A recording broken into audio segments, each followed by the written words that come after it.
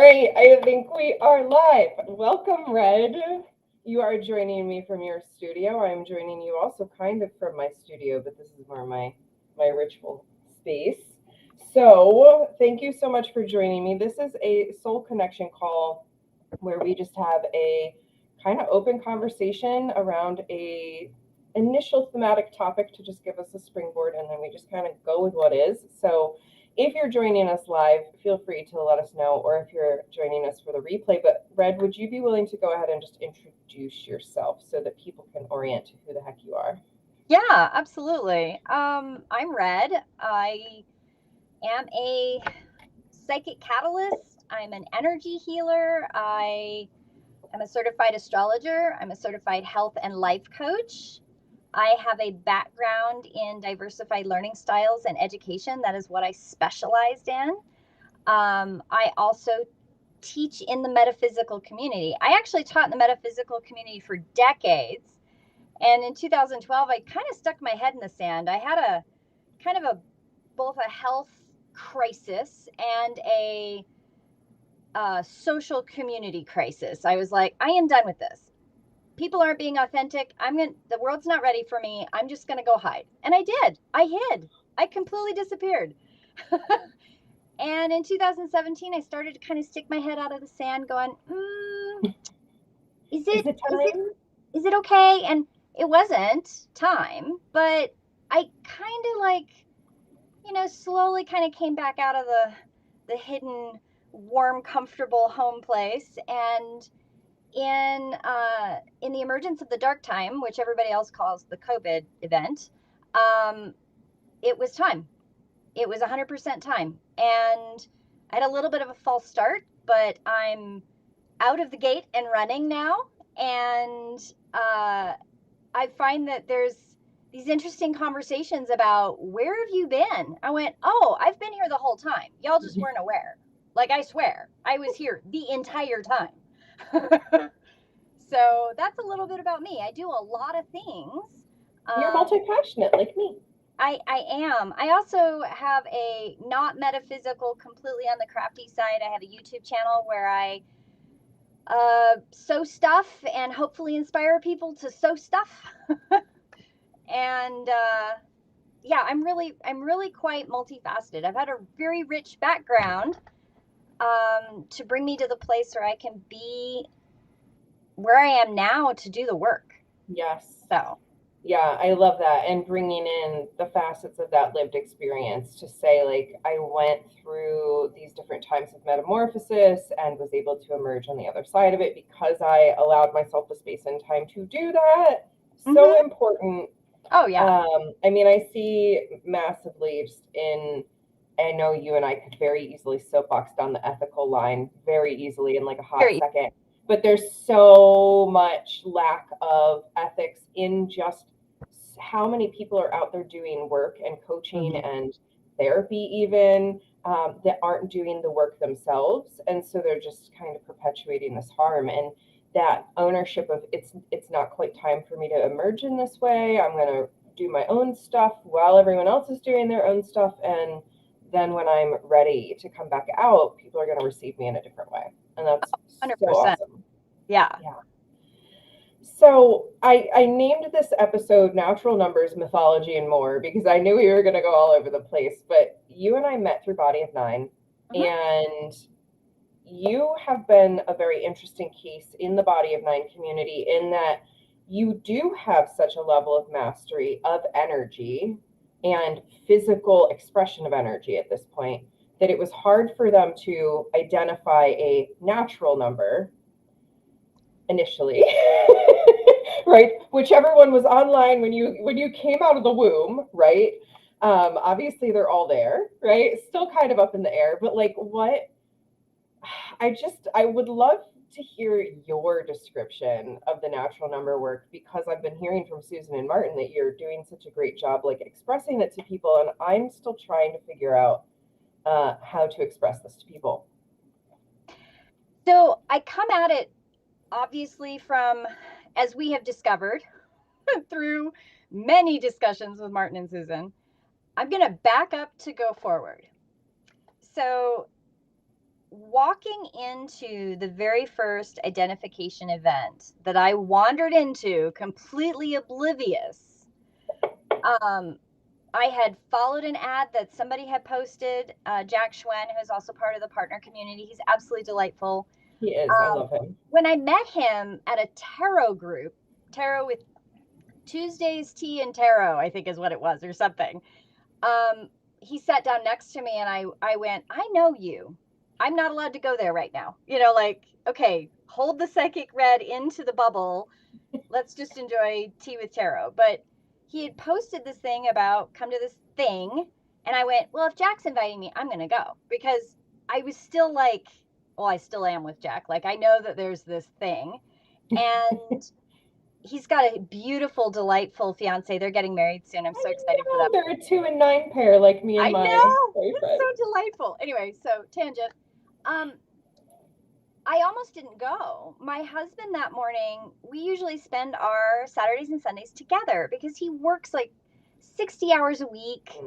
And he's so supportive of my business that I really wanted to spend time with him. And I told him, I said, I'm not going to go. He goes, you need to go.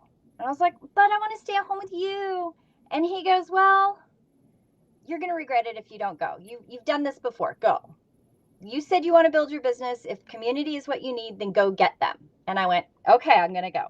So I wandered into that, really not knowing what I was doing, why I was there, what was going to happen. And I did. I sat there for about 30 minutes trying to figure out what the hell they were talking about, what's going on, what is body, numbers. Like, I'm not big into numerology other than maybe when it has to do with astrology. And I did do that deep dive into quantum numerology about 20 years ago when it was not fad. Right. I will say. And so they identified somebody in front of me. And when they identified them, I could see the cascading energy of activation. I could see it. I could feel it. And I could feel it in my body. And I went, there is something here. And in that moment, I knew that was the piece I was missing. I have worked in the metaphysical community. Like, I mean, I was doing things as a junior in high school, like in junior high. Right. I was involved in, I grew up in an environment where nobody shut me down until I was like 5 or 6 years old. So I never really had, until I was a little bit older, that not everybody could see or perceive or know the way I did. I kind of thought everybody did. And maybe they were just pretending, because that's what it felt like. It felt like the people around me were pretending to live life. And I didn't understand that. And so the body of 9 language is the language that I have been missing for decades. So when I found it, there was no holding me back. I was like, yes, please identify me. I want to know what this is. So their very first identification of me, they were like, you're a 2. And I went, okay, I'll be a 2. This is wonderful. And I sat down. I was so excited. I don't know what that means, but I'm so excited. And then they identified somebody else. And I went, wait a minute. And then they identified somebody else. And I went, wait a minute. I have questions. And, they do the discussion at the end after they identify people in a workshop. And I knew it was really important for me to put my teacher hat and myself into this little bubble over here and be very careful how I ask my questions. And so I intentionally set all of my knowledge to the side, and I let myself in that moment be completely 100%. I need you to explain why the words you gave this other person resonate with me. Mm-hmm. And there was the no. And I went, no, let me explain. Like, this is how I see my world. And they were like, okay, we'll re-identify you. And so I got back up on the mat, and they tried everything. They did 7, they did 8, I think they did 1, I think they did 6, they did 9. I think they went back to 4, and then they did 5. Like, They were all over the place. And I could not resonate with all of them energetically. So Right. it created a bit of a conundrum, and they invited me back. And over the last 6 months, I guess, it's been this discovery of, let's try this, let's try this, let's try this. And the other side of it is that once I found the words, my teaching, I felt it. I felt it in my body, ironically.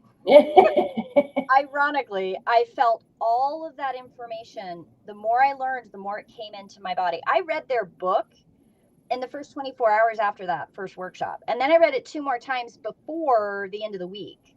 Like I've read it and read it and read it and highlighted it and written all over the margins. And I had a blueprint session that week with a new client. And I'm in the session, and I randomly said, "Do you happen to know your natural number?" And she goes, "Oh yeah, my natural number is whatever it was." And I went, ding, ding, ding, ding. And it was as though the blueprint patterning that I've been following, there's always been a physicality component that I'd send people to a yoga instructor or to Tai Chi or Qigong or a naturopath. Like, here, go to all these other body people. I don't know what the hell's going on with you, but I know it's energetically connected. Right. But I didn't have the words to anchor it.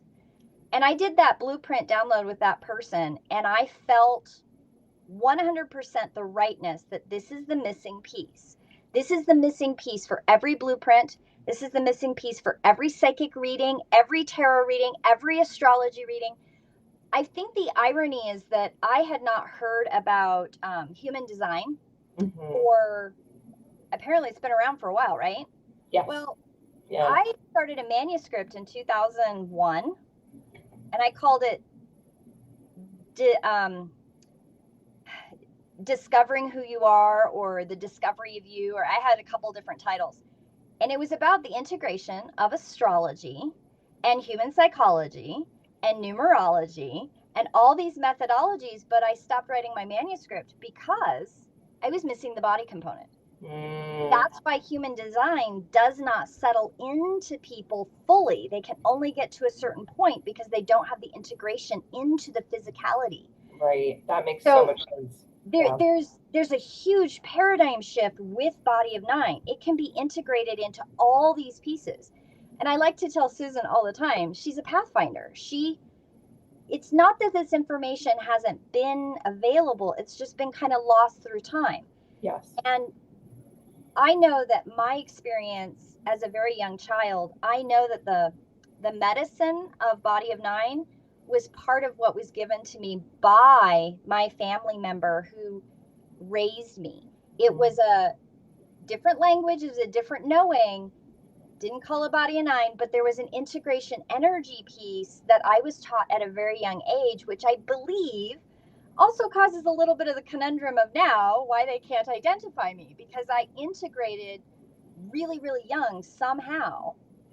And that's created this disconnect. Like, we're kind of settling that I might be a 4, maybe, but my favorite theory for you is 4 or 9. That's my favorite theory for you. I think that's the most popular theory that's going around.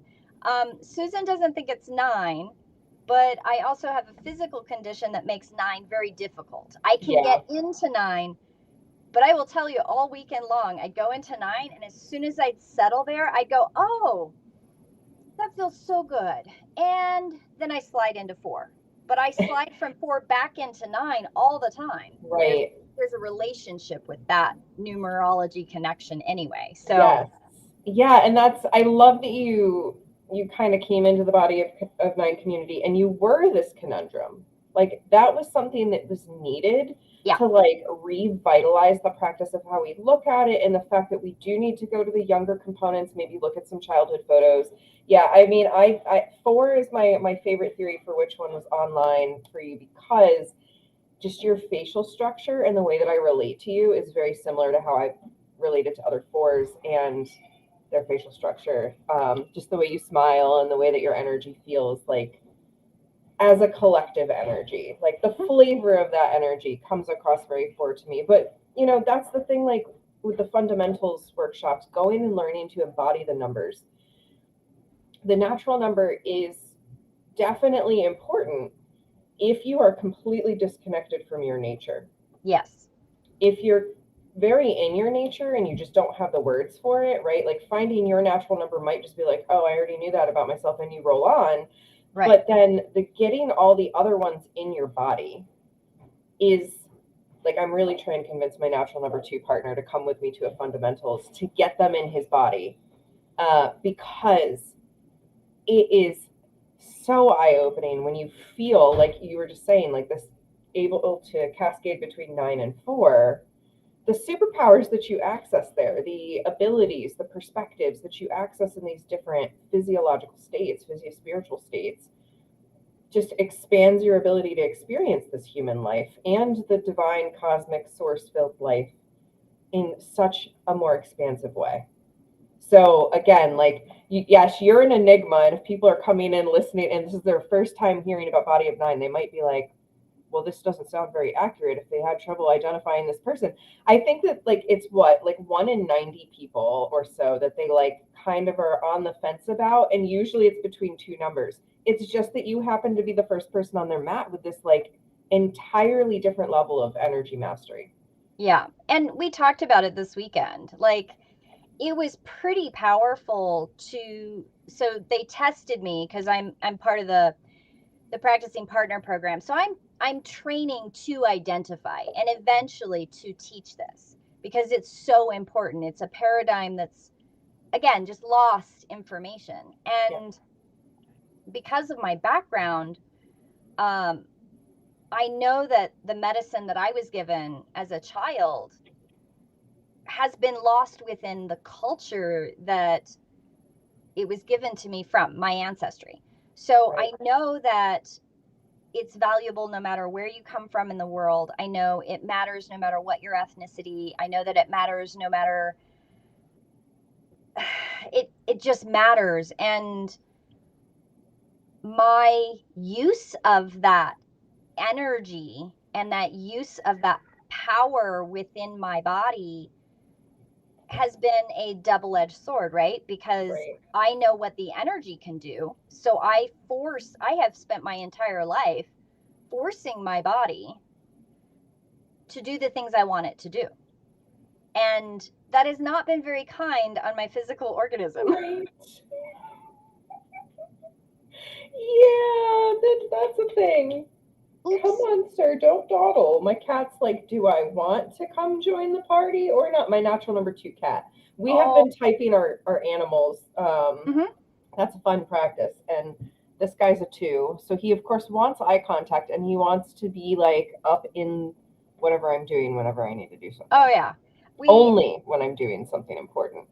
It took me probably about 3 weeks after I went to my first workshop to realize that my cat Astra is probably a 4. Aw. Come on, my dude. So this is this missing component that's being reignited, and that's something that I really like. I'm still trying to figure out how to word for people. Is Yeah, Susan and Martin didn't invent this. It's not a gimmick. It's not just a framework that they happened to come up with one day and be like, we're going to repackage the Enneagram. Nope. No, like No. this goes way back, and so you have some knowledge of some of the ancient components. Yeah. There's 2 sides of this, interestingly enough, that I am working my way into trying to explain. So I'll try here, and if it doesn't make any sense, I'll This try is where we play, because this is low stakes. Right.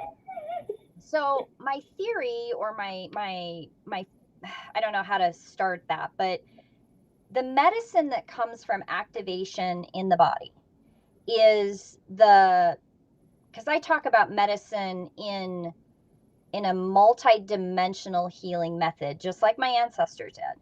So there's a component of being aware of your human body's connection to Mother Earth. You are integrally connected to her. You have been gifted a human organism to wear. You're wearing a meat suit, okay? And that meat suit is a gift. It is your temple. And the medicine that comes integral into that human organism is the activation of your body, the energy activation of your body. That is the first gift. The second gift is that you can choose. You can always choose to activate or not. The third gift is to be activating the potential of the full human organism to be integrally connected with awareness into Mother Earth's consciousness.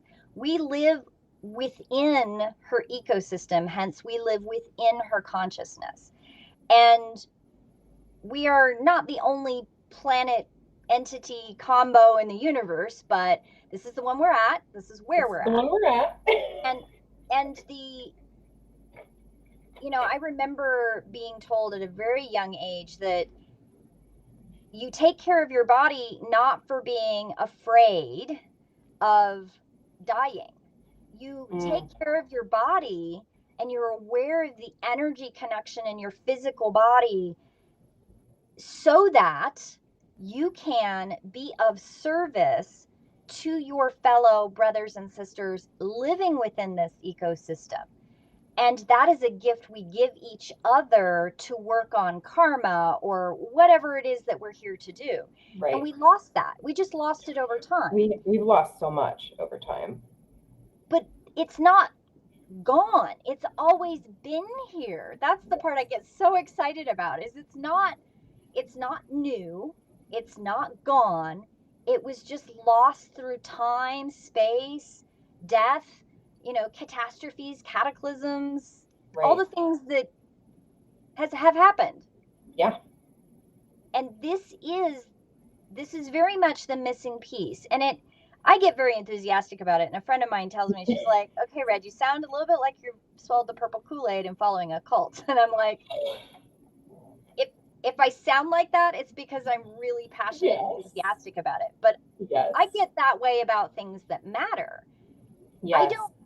I don't care about I don't care about a lot of things. They don't matter to me as much. They matter to other people, and I can acknowledge that, but I don't hold it in my sphere because that's not my purpose.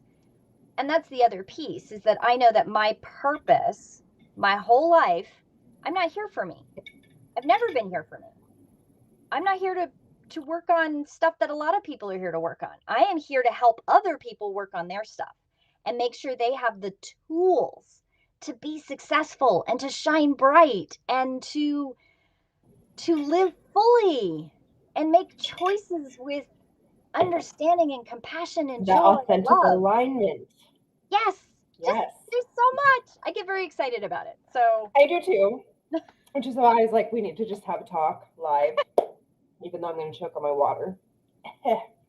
What you were saying about this being all these gifts, we're going to have to pull the transcript of this for Susan and Martin for the record, so we can just make a blog about everything that you just said, because it was beautiful. And it is so exciting. This is right there. It's literally right there. And if people want to take it, all they have to do is reach out and get it, to the extent where, Susan and Martin, this is a fun story to share, because you just mentioned the whole, your friends are like, are you in a cult? Like, this is what's going on here. Because Ikenna and I had a similar situation come up with someone who was like, I can't be in your life anymore because you've entered this cult. And we were very confused, first of all, because we have no idea where they got this information. They didn't ask us for clarification. They asked us for no information. They just said, you're in a cult, goodbye. So there's not really any healing potential there. But anyway, Susan and Martin are so passionate about bringing this information to people that they've literally told me, like, if there's someone who literally cannot pay for this information, we will do it free of charge. And they have very affordable options for people to be able to invest in this. So it's definitely like, it's accessible to all levels, but it's here. Do you want to reach out and take it? And then once you have even that initial information, like, okay, so your natural number, or these exist, where do you go from there? And then there's tons of resources, right? There's the book. There's tons of YouTube videos. There's Pinterest. There's like lots of ways people can continue to engage with this information. So we're not trying to like sign you up to be a member of a cult and pay monthly, or like sign up for a membership or anything like that. This is life altering information. It saved, I think it saved my relationships. It improved my relationship with my sister and our communication, because she's a natural number 8. And oh, I really recognize how I've spooked her, or been inconsistent. And like, I didn't even know where to begin having those conversations. I think that that's something that's so important to really like get across to people is, yeah, human design, astrology, you need to know so many words to begin to understand them, right? I just figured out my ascendant sign like a year ago, literally a year ago, because I didn't know my birth time, so I couldn't figure it out. So I ordered a birth certificate and got into that, and I ordered a human design report, and like there's so much in there to deep dive and try and understand. Body of 9 is like, it raises immediate questions you didn't know to ask. Right, but there's another piece.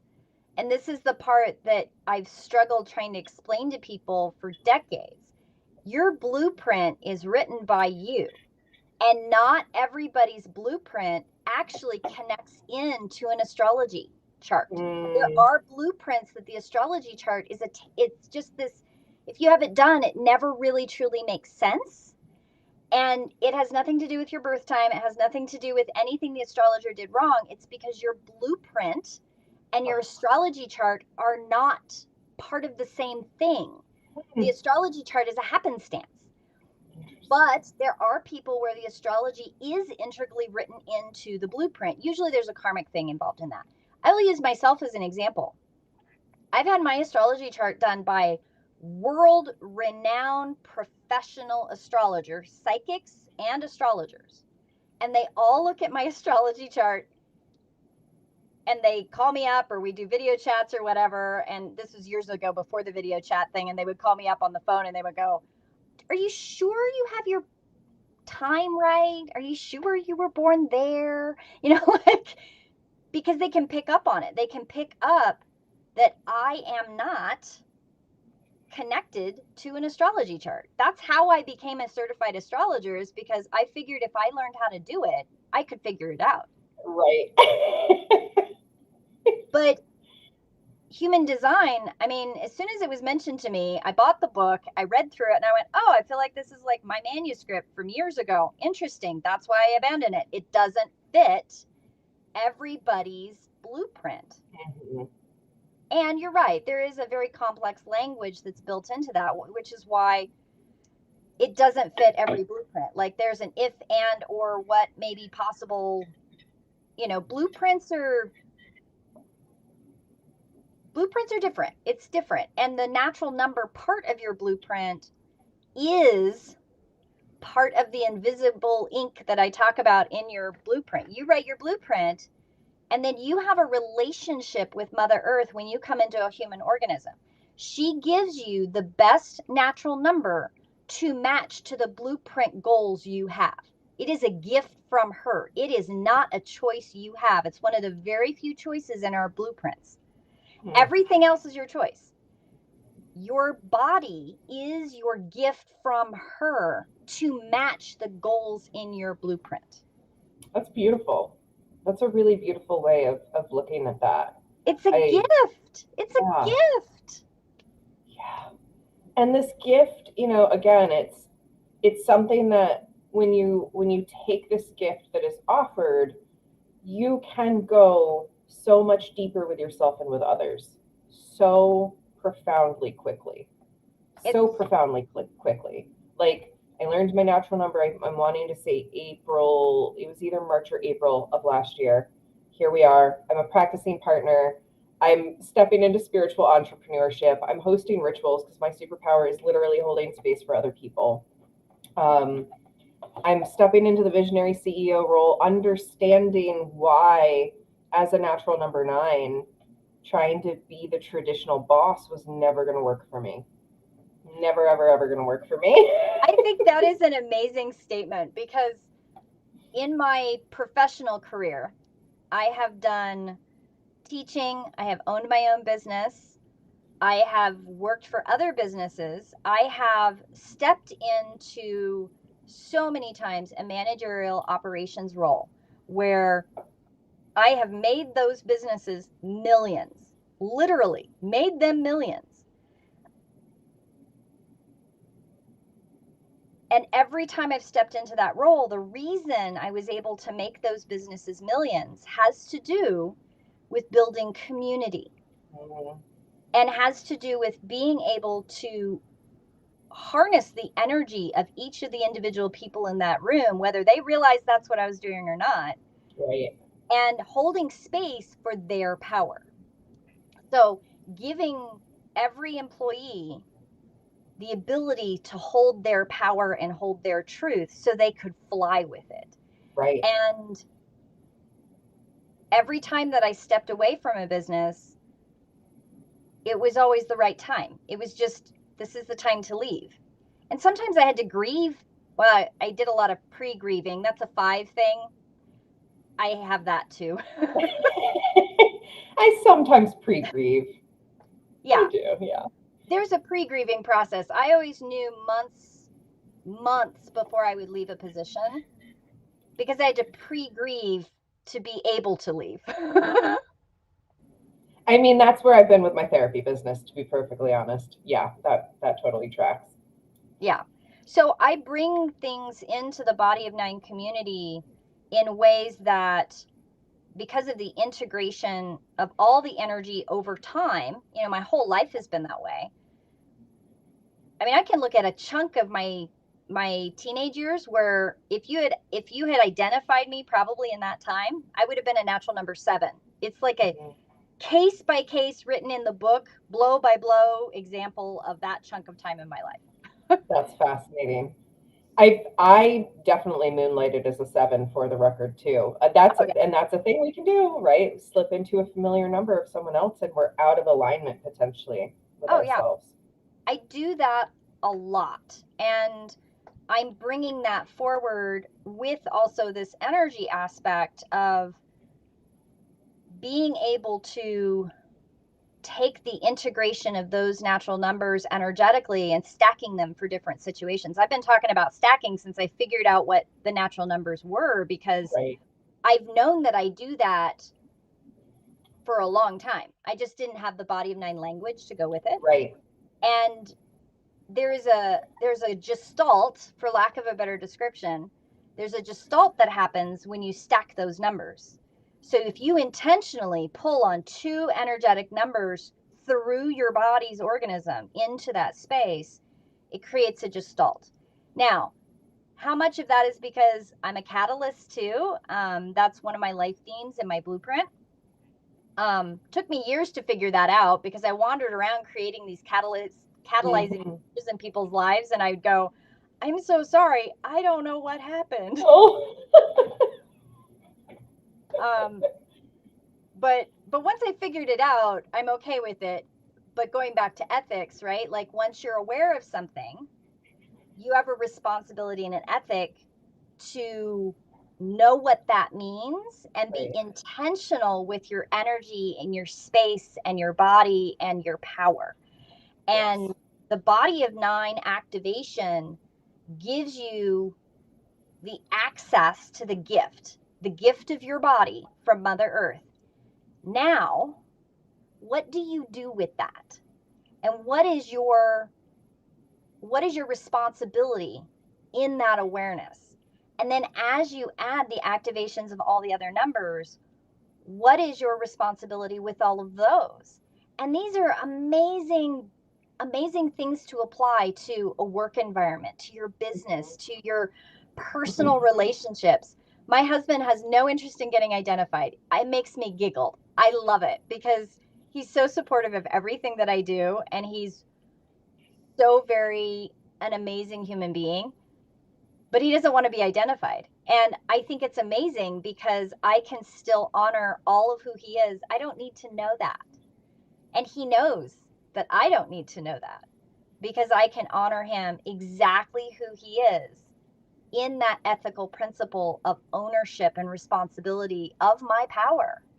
Right. Yeah. Well, I mean, that just speaks to the fact that the most important thing we can do to make the world a better place, right, is being anchored in ourselves, whatever that means, right? And this is certainly information that can help us anchor into that. And when we're okay with that, when we're okay with us, then we're okay with everyone else too, like doing their own thing, whether they want to have this information or not. We can feel their authenticity because we can feel our authenticity. And that it's just a beautiful energetic exchange when we do the inner work. I just recently heard of the I have mixed feelings about law of attraction because I think that there are some missing elements to how people teach it, just with regards to like, it's not just all thought, it's thought and action. But There's also a shame spiral that happens with that, so you have to be really yeah. careful. Yeah, and what I was going to say is that I just heard of the concept of everything is you pushed out. And I think that there's some interesting stuff to look at there, but it points to the fact that the most important work, regardless, is that inner work, right? Yeah. Because it is absolutely true. If we're miserable with ourselves, we do start to push that out Mhm. at other people. And then we create those environments. So, yeah, I love the piece you said about like the ownership. When you have this gift and you have this awareness, you get to embody that, and you need, like, that's the ethical thing to do, is to embody it. It really is. There's so much with how Body of Nine is the missing piece in so many things. I mean, just the therapy piece that you're a counselor now have that vocabulary, because that vocabulary, I mean, I'm not a counselor, but I have a counselor because I think everybody needs a counselor. That's my I do personal too. opinion. I do too. Um, Yeah. and my counselor and I've talked about Body of Nine quite a bit, and we get into these very five-ish, two-ish conversations about how Body of Nine. She bought the book on Amazon. She hasn't gotten identified, but she bought the book and she's like, you were 100% correct. This is the missing piece. Look at the power that this can be if the client knows the true perfection of their natural number and their body. Right. How does that, as a counselor, what is the power of that being able to help people in dialectical behavior therapy, in somatic therapy, in ETS, in, I mean, there's Breath so work. many therapy modalities, right? If you So have many. the if you have the power of being able to reflect back to someone their true perfect self, like that organism gift, there is nothing bad about any natural number. Right. Nature, your nature is perfect, Yeah. Yeah. and And we it's the are nurture that makes us think we're not. correct.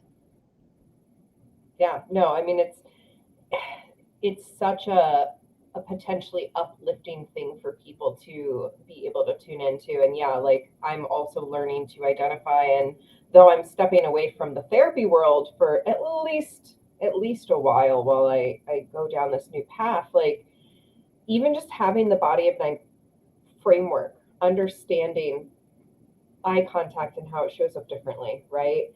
Um, Eyesight and how it shows up differently. The shame, disappointment, fear triad, right? Like, these things adds a depth of connection to, and layers of questioning that, obviously in therapy we talk about shame, disappointment, and fear, but to be able to talk about it in the nuanced way that Body of Nine begins to provide. And the practices for presence, I think, is one of Susan's books. I can't remember the Yeah. exact title. I can see it on my shelf, but I'm too blind from here. uh, but like, everyone, when you know your number, you can begin to become more present by using that blueprint, that physical blueprint, for what really starts to work for you. And then that allows you to eventually go in that layer deeper and start to stack in these other gifts. And it's so cool. I was thinking even about our human bodies, and the fact that there are different. there's different bodies in the world. There are some people that don't have all of their limbs. There are some people that don't have, the same facial features or the same hearing or sight or whatever abilities. But the natural numbers, Are pretty still there. much to be alive, you have to have those centers. You have to have the gift, right, of the body. And that gift of the body gives you your natural number, period. Yeah. And it's just, that was something that, because I'm a 9, I'm all about inclusivity. And I really want any framework that I'm looking at to include 100% of people. And there's Oh, plenty of things out there that don't. They just yeah. don't account for, there's not the cross-cultural competency either. And this does have that. Yes, it does. That's probably one of the underlying big pushes in my whole life has been this community aspect. Many, many years ago, I wrote a poem. I actually blogged about it because I wasn't sure if I should put it out into the universe. And I went, no, no, now is the time. Do it, do it, do it. It took a lot of bravery for me to do that, let me tell you. Because over the years, I have tentatively handed people a piece of paper with I wrote this a couple years ago, see if it resonates. And then I would just kind of hide and see whether or not it would settle. And I put it out into the world. I put it out in a blog on my website. And I talk about that we are brothers and sisters on this journey. And now is the time to take off the illusion and be who you are, truthfully, wholly, all of who you are. And it's not a time for fear. It's not a time for resentment. It's not a time for war. It's a time for peace. It's a time for peace and joy and love and acceptance for who we all really are. And Body of Nine is physically anchored. It's not an illusion. It's not oh, we're going to talk about world peace, blah, blah, blah, blah, blah, this big spiritual whatever. I mean, we've been doing the spiritual work for decades, like all the light workers. They've all been doing the spirit work, what I call the woo woo stuff out here, Right. right? I get that. I 100% get that. In every single class I have taught for 30 plus years, any student will come back to you and say, Red talks about the woo woo stuff, but every time she does, she asks you questions. Does it make sense? Is it anchored in here, in now? Is it anchored in your body? Is it anchored in truth that's applicable? Mm-hmm. Because if Yeah. it's not anchored, it's just this woo wooey stuff. And then you have these people who talk about cults, they go off in left field, and you have these people that just follow blindly. They get lost in the illusion, right? The manipulation. Right. And I had somebody tell me a long time ago, it was actually my dad. He goes, the one thing I never have to worry about with you, Red, is worry whether or not you're going to become part of a cult. He's like, you ask too many questions and you want to know how it's real. Yeah. Yes, me too. Me too. Like I was so skeptical with this Body of Nine thing, to be perfectly frank, right? It was part of a book I was writing. Like it was offered, get your natural number identified as part of our book. And we had the option to say no. There was an author or two who decided not to, and total respect there. But I was like, sure, I like archetype systems. And then the profound knowing, oh, this makes sudden sense why I experienced things the way I did as a kid, why I showed up how I did, why my parents didn't get me, right? Like that's one of my most fascinated things with this. And I don't know, I know we could talk for probably 6 hours on here. I would love for you to speak to the mythology piece or the literature piece, because we were starting to get into that with like Greco-Roman, Egyptian stuff a little bit in a side conversation. But even just knowing this in this last year, despite the skepticism that initially was there, just getting curious and allowing it to be there and allowing it to integrate over time. Like I didn't rush right in. I was like, okay, let me take this and try it on. And then it was like, I can't unsee this. Once you've seen the proof, like once you've seen people be identified and you witness, oh, wow, that person's collarbone really was pointy. Like there really was a divot there in the body. Oh, wow, that person's ribs really do kind of jut out. Wow, there really is this flatness in this person's chest that's not present on it. Like you can see it. Yeah. And it's like, oh, massive understanding. And that was something Martin spoke to a while back, was that like ancient Egyptian statues would actually indicate someone's natural number in the way that they sculpted it. You could see that physiological difference. So I'm curious, do you know any of the other history or where this shows up? Well, I haven't gone as deep because I did that research decades ago. So for me, it's kind of like trying to go backwards to go forward, but I've been kind of on the sideline when I'm not doing other things, which is not very often right now. But as I said, things are speeding up, right? We're post dark time. Things are really like those people that are supposed to be part of the work are getting busier, and I am so busy. But years ago, I actually was part of a women's group. We called ourselves the ISIS group, and interestingly, we had a book that there were 3 books we were kind of like, I can't remember the lady who wrote them. Well, one lady wrote 2 books, and then a different lady wrote another book, and it was about like ISIS magic and connecting in with Isis and this goddess type archetype, right? Mm-hmm. And one of the things that kept coming up in the group is the entire group was struggling with trying to figure out what they resonate with the Egyptian mythos, right? Mm-hmm. The hierarchy of the gods and goddesses. And we call them very much by their Greek names, I believe, if I'm right on that. But and also the archetype of Isis herself and how far back she goes. And one of the things that I noticed in many of the imagery of Isis, Osiris, Sekhmet, Bastet, some of the different artworks, the actual temple paintings and sculptures and stuff, is that there is a positioning of the body. And I noticed that a long time ago, and I learned how to identify Isis in her different archetypes by how she's standing in the different drawings and sculptures and statues. And one of the things I noticed is it was actually kind of how I kind of dove into the goddess Inanna from Sumeria. I did a deep dive on her for like 2 years. I can't tell you how amazing that was. But I can visualize one of the most famous images that she has is that she is standing with her hands back like this, and she's holding an item, and she's got wings, and it is pulling her entire body back into the center of her back. And I remember knowing that somehow that particular stance would incorporate all of the things, right? All of the things that goddess brings forward into manifestation for people.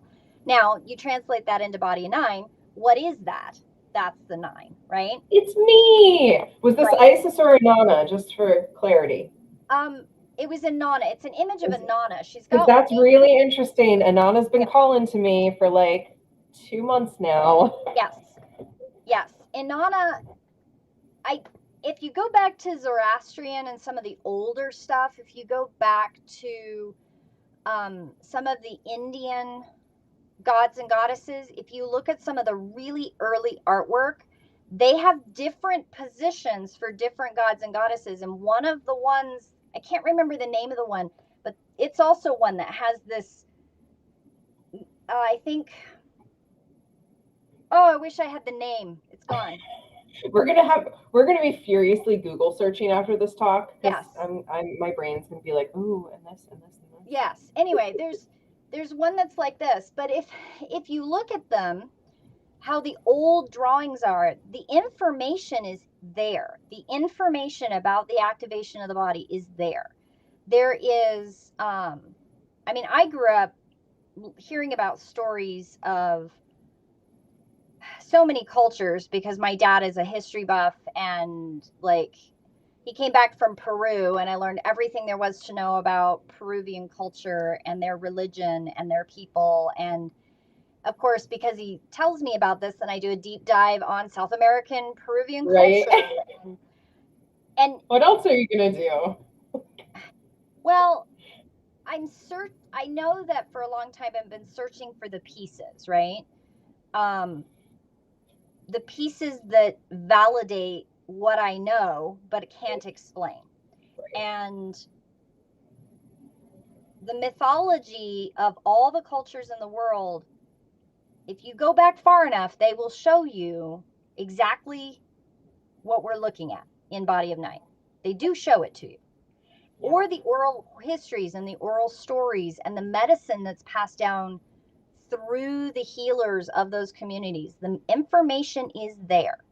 You just have to know what you're looking for. Yeah. And I think it's really important to remember that, you know, we put our human lens on it, right? Like we do the best with the information that we can. Mhm. Are the numbers the perfect number for each center? I don't know. You could probably mix them up and call it something else, at least like, but the way it's organized makes sense. Mhm. Um, you know, the superpower, the ability that you access in that particular region of the body is really what's most important. And yeah, the evidence, no matter what label we put on it, no matter what it's been called, right? Natural number. Susan E. Martin used to call it natural energy, I believe. And this is information that's being revived all over the world, and we're going to put a human label on it, just like we do in any business, right? Any LLC. But the core of these 9 centers of leadership is universal, is what That's we're discovering. actually something that I'm really passionate about. As Body of Nine starts to really grow and starts to really take off, um, I'm really, really passionate about keeping the integrity of the work, because the integrity of that work gives the foundation of truth. So as you add more to it, or it grows, you know, it manifests and it grows, and this work is, yes, it's human body, but it's multidimensional because we're multidimensional beings, right? But we Yep. just happen to live in a human organism. Yep. But we're connected multidimensionally. So Yep. it's really, really important that if people want to learn it and want to know it, they follow the Body of Nine program that is really being developed. Like, this is still in its infancy of being brought forward to the world. Martin and Susan have done a phenomenal amount of work. And 20 and 20 plus years. Susan's a pathfinder. She is not going to allow something to taint the medicine, which is something that's, if you translate that, that is, she's not going to allow the integrity of the work to get poisoned. And Right. that is hugely important for this work moving forward.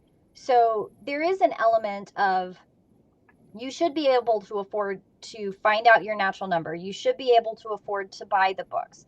You should be able to afford to take some smaller trainings if you want to learn about the different numbers. There's so many different ways that the community that is bringing this forward so that we can identify more and more and more people, and then turn around and teach more and more people. That integrity has to be very much a part of the paradigm of those that are doing that.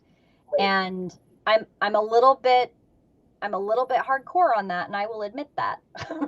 I think it's important. Integrity and ethics are so essential in building any big community, right? Because normally in human society, you get a group of more than 4 people and it all falls apart because we don't know how to communicate with one another. The really cool thing about Body at 9 is you can get at least 9 people together. And actually, when you have the 9 people of each natural number, the communication tends to be better It because you're does. holding all of the energy there of what we're capable of bringing to the table naturally. Um, but it takes this willingness to show up as your natural self in front of people. And, that's something like if you're watching this talk or you have not been identified yet and you're interested, yeah, remember that there are multiple ways to engage with it, because there's just getting identified, and then that kind of plants a seed for yourself, and you can follow it and read books if you want and all that good stuff. But yeah, if you're like, I want to take it to the next level, that's where you step into a fundamentals workshop and you embody the other 9 numbers in your own body. And you might not get it on that first, 3-day experience, because it's actually shockingly hard to It is. activate some of the numbers. For It me, it is. was 2 and 1 initially. Which are my partners, for the record. Well, there's another aspect to that. Like we've talked about, I'm kind of the odd duck because I've done so much energy work. But this is the second workshop I took this last weekend. My entire chest is so sore. I can't even tell you. My back actually feels the most relaxed and the best it's felt in months, probably years. Ironically, I couldn't get into 9 for the testing, but the having the numbers in your body and really having your body resonate in your body with those numbers, depending on the work that you've done, can trigger a huge cascade of stuff. And that's why you can walk away from a fundamentals workshop and maybe only have embodied 2 or 3 of the different numbers. Maybe you don't get even close to all 9, but that doesn't matter. You're still growing, and that triggering aspect is important because it means you're integrating. Integration has come up in my daily devotions recently, like 3 or 4 times. It came up in dream sequences this weekend. It was pretty much the theme of all day Sunday. Yep, it's been my theme this last week, though. Integration is what I do, but Yeah, yeah. I mean, still, it's a thing. So, I mean, I know we kind of got on the tangent of body and nine, but there's just so much that ties into it, right? Like, that's why I was like natural numbers, mythology, and more, because like there's so much to unpack with it, so much. I mean, I I went into education. I got a teaching degree for 2 reasons. One, when I asked my grandpa if he would help me go to school to become a naturopath, he said, "That's not a real profession. You should do something that has a regular, like, steady income." So there's that. He shut me down. And then I love my grandpa. He's passed now, but he did shut me down. And then the other reason I went into teaching is that I had already been teaching. So my thought was, I might as well get a piece of paper that proves that I know what I'm already doing. And I specialized in diversified learning styles because I was the student that really struggled in school with certain things. I don't learn the way everybody else does, as Body of Nine is also proving, right? Like, I don't learn the way that everybody else in class does. I don't process the way everybody else does. I I don't pick up on things the same way everybody else does. So I studied a method of teaching to get to as many students as possible. And I was a very successful teacher. Body of Nine, OMG. Can you imagine how impactful a teacher knowing not only about how the diversity of how people learn matched with your natural activation, that small child, that teenager that's struggling and the wheels are falling off their bus left and right, what is that child's natural activation and their natural learning style and their natural way of how they view the universe? Yep. Think of how amazing the education system could be if you Yes. took all the damn politics out of it and That's you why I just left teaching. taught. That's why I left teaching. Yeah. Just teach. Like, I'm just imagining if I were back in the middle school setting again with a room full of kids that I knew their natural numbers. Who needs eye contact? Who needs physical space? Who wants me close?